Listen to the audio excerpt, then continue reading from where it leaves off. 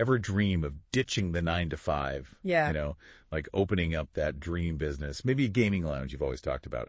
The classic dream. Well, today we're diving into the story of Nick Begin, a guy who actually did it. Oh, wow. And learned some hard lessons along the way. Okay. This is a summary of the About That Wallet podcast, episode 278. And trust me, it's a real eye-opener about the not-so-glamorous side of entrepreneurship. Yeah, so what strikes me about Nick's story is the timing. You know, it's 2007, right, pre-social media. Oh, yeah? And the economy's like teetering on the end of a recession. Talk about a challenging time to launch a business, right? Yeah, not exactly a recipe for smooth sailing. Right. So Nick buys this gaming lounge, fueled by passion, who hasn't dreamed of turning their love of video games into a career. Right. The place already has a customer base, a decent location. It seemed like a sure thing. On the surface, sure. Yeah. He even had a business plan. Oh, wow. Based on the previous owner's audited financials, which seemed like a pretty responsible move. Totally. But here's where the excitement bumps into reality.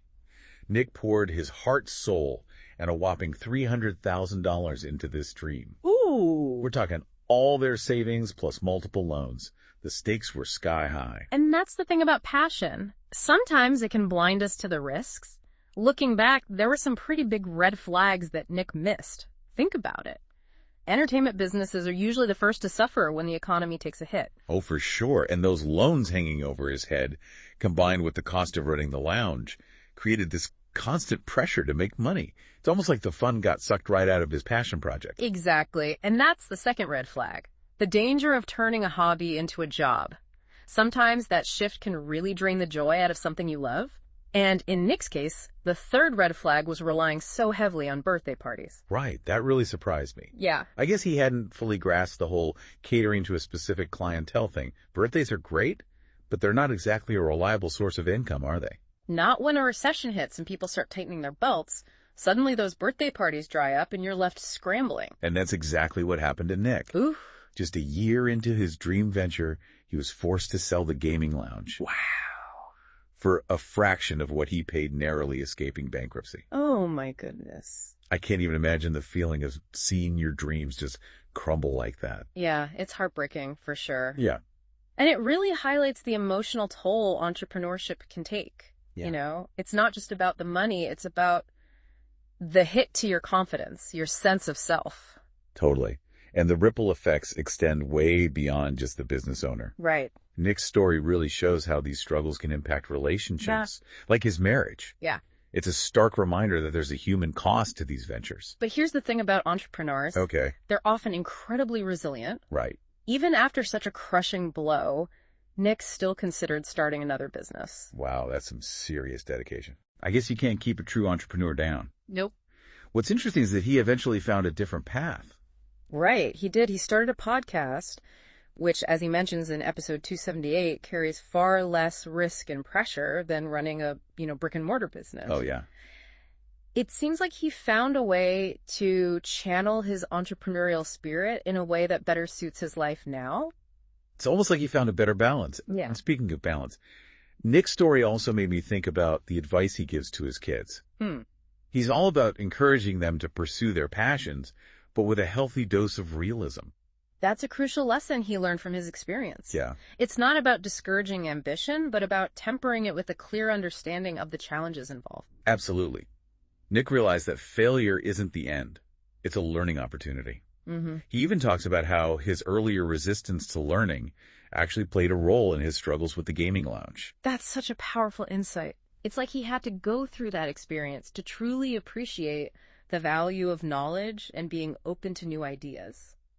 It's funny, he even mentions this hilarious anecdote about his friend, a nutritionist, who has a secret love for Halloween candy. Oh, really? It perfectly illustrates how we all have these blind spots. Right. And sometimes it takes a bit of a shakeup to make us see them. And once we see those blind spots, we can start filling them in. Right. For Nick, that meant embracing a mindset of continuous learning. Oh, that's good. He even recommends some books that had a profound impact on him. Yeah, he talks about The Hitchhiker'S Guide to the Galaxy, Yeah. which sparked his love for reading. Oh, wow. It's amazing how a book can open up new worlds and ways of thinking, right? Absolutely. And then there's The Laws of Success, which offered him a framework for thinking about achievement in both his personal and professional life. Interesting. It's interesting how he chose those two specific books. Yeah. One that ignites the imagination and another that provides practical wisdom.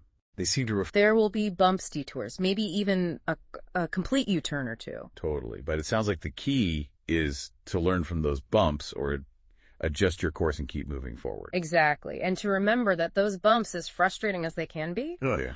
are often our greatest teachers. They force us to confront our assumptions, Right. refine our strategies, and ultimately become more resilient. So thinking about Nick's journey, Yeah. what are the biggest takeaways for someone listening who might be dreaming of starting their own business? Well, I think Nick's story highlights 3 crucial points. Okay. First, passion is essential, but it needs to be balanced with a healthy dose of realism and careful planning, you know?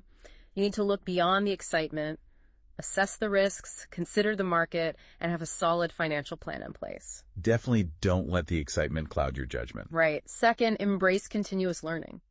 Yeah. The business world is constantly evolving, and staying ahead of the curve requires a willingness to adapt, learn new skills, and stay open to new ideas. It's like that saying, what got you here won't get you there.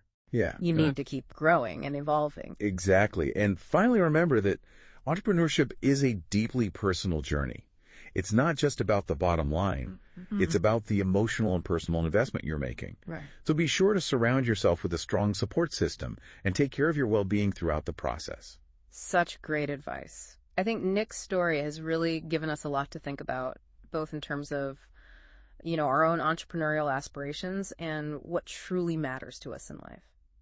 It certainly has. It's a reminder that success comes in many forms, and sometimes the most valuable lessons are learned through our failures. So true. Now, if you want to hear more about Nick's journey and all the wisdom he's gained along the way, be sure to check out the full episode of the About That Wallet podcast, episode 278. Yes. It's full of insightful advice and practical tips for anyone navigating the world of entrepreneurship. And for even more great content from About That Wallet, be sure to leave a 5-star review for the show on Apple. It helps others discover the podcast and supports their fantastic work.